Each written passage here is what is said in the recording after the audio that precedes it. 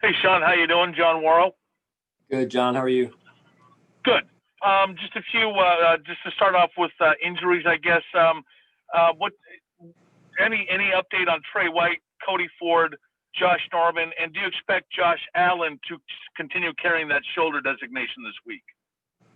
Yeah, just give me a real quick sec. Just want to say Happy Veterans Day to everyone out there. Certainly appreciate everyone's, all those who have served our country. Appreciate everyone's service, in particular the close family and relatives and friends that I have that have served. So just want to take a minute to do that. We're very grateful and what a blessing it is to live in our country and very thankful for what we have. So anyway, no disrespect, John. Just wanted to get that out there. With respect to your question, though, yeah. So the injuries you mentioned, Tre'Davious White, he won't practice today, and then Josh Allen is full practice, and I can't remember. I lost track of whoever else you named there, John. Cody Ford and Josh Norman. Yeah, Cody Ford will not practice either. Josh Norman will practice.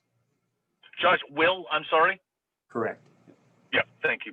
And just my other question is in regards to Josh Allen, and just the fact that, I mean, we hear a lot about how he is Buffalo. We've heard it from you, we've heard it from, Brian Dable.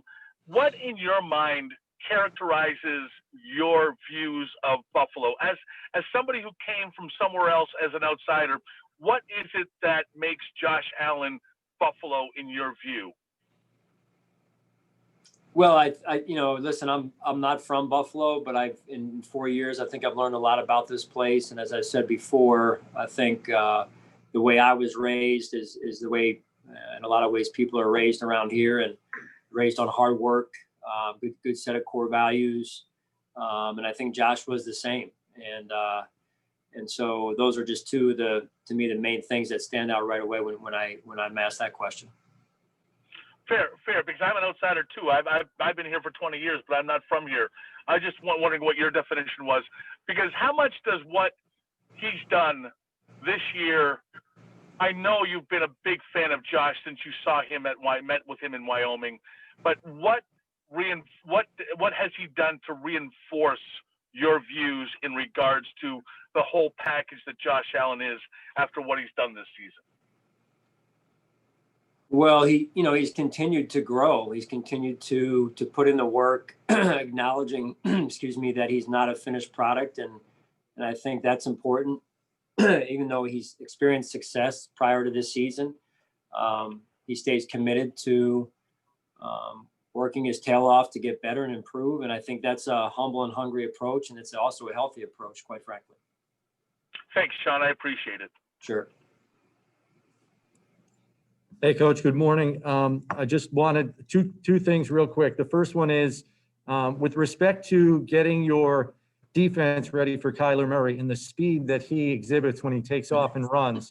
Might you have to get a little extra creative this week and maybe pull somebody from your running back group or your wide receiver group? Because he doesn't run like maybe any quarterback we've seen. Yeah, no, he's a special athlete. And quarterback, and so we'll get creative with that. It remains to be seen who we'll use today exactly and how much. I want to make sure we're functional with it at the same time and getting a good practice out of it too. And then the other thing real quick, Coach, I believe if I have this right, this is the last week that Tommy Sweeney would be eligible to begin practicing, being on reserve PUP. Is there any hope for him doing that this week? Yeah, we'll see. Just taking it one day at a time right now. He's done a phenomenal job. Just staying consistent with his approach, with his mental approach in particular through it all, and going back to the injury as well, Chris. So just been very impressed with that. Thanks, Coach. Sure. Morning, Sean. I got a couple player questions, but real quick on Mitch Morse. Is he still in the protocol? He's out of the protocol, so. He's at Will Hill practice today? Correct. Yeah. Okay. Staying on the offensive line, Darrell Williams, I think, has probably played as well as anybody you've had up front this season.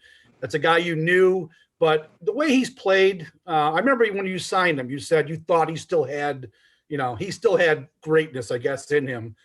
Have you been at all surprised by how well he has played this season?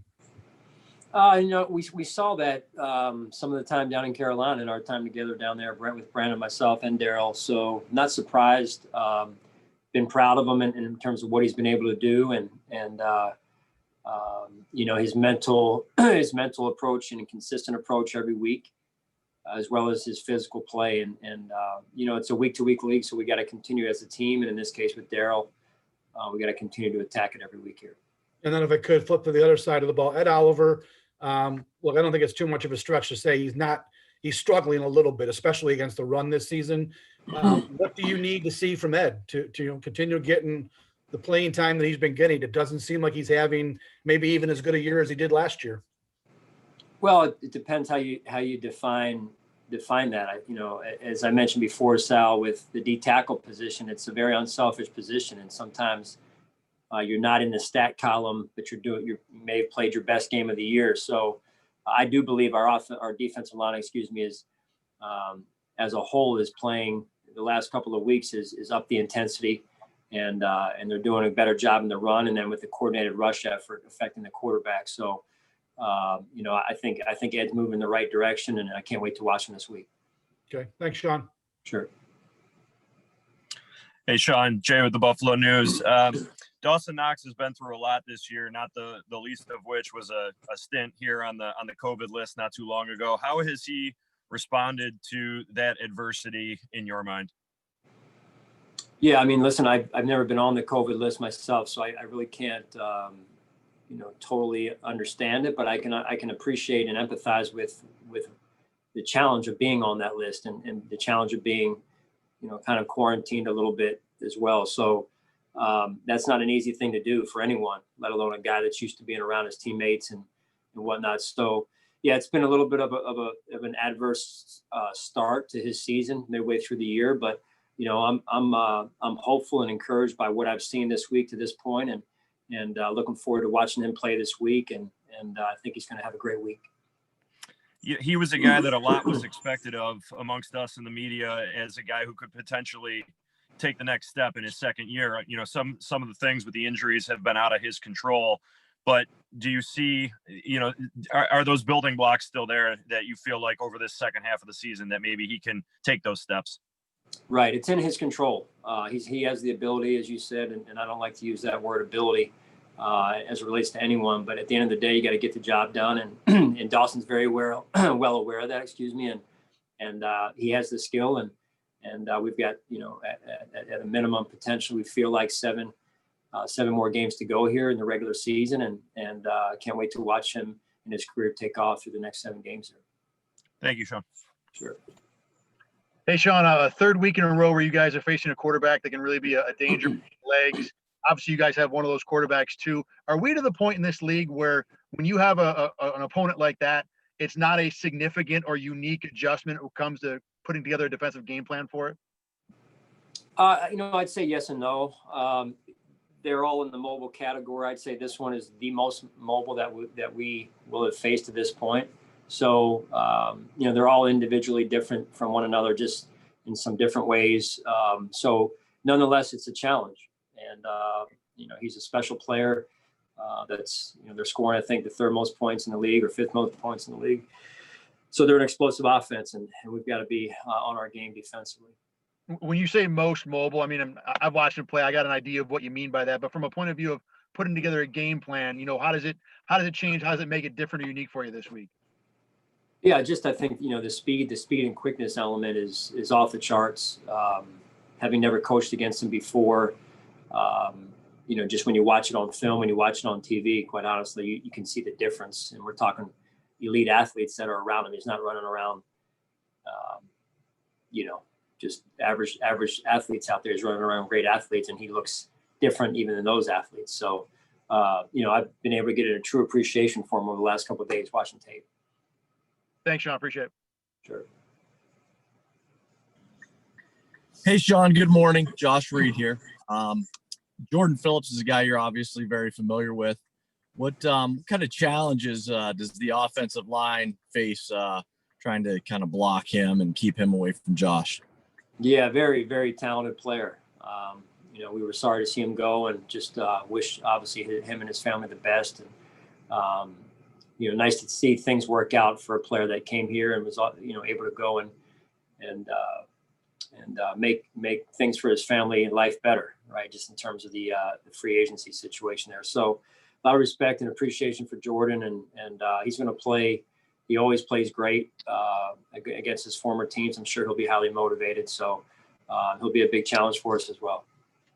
Just one kind of other question about the Cardinals. Larry Fitzgerald is a guy who is admired around the league.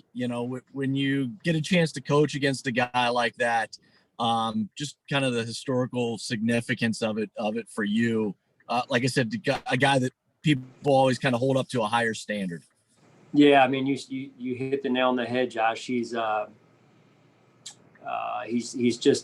hallmark of our league. He's similar to in the same category, in a similar category as Frank Gore. Just guys that, when I'm done coaching one day, just to be able to say I was around him, right? I was around him, coached against him.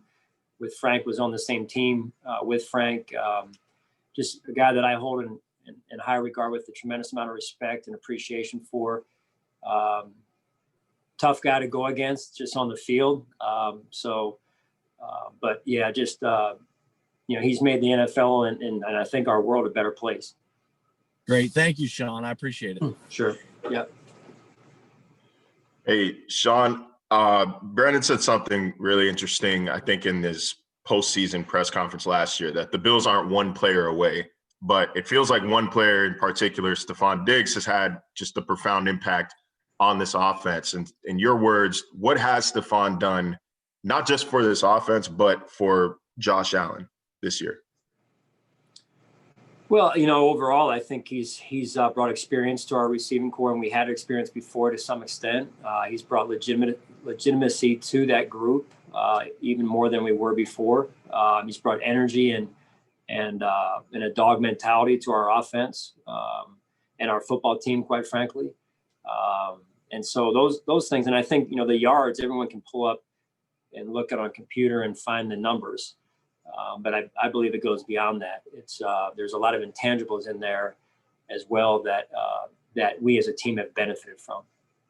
And when you say intangibles, what do you mean?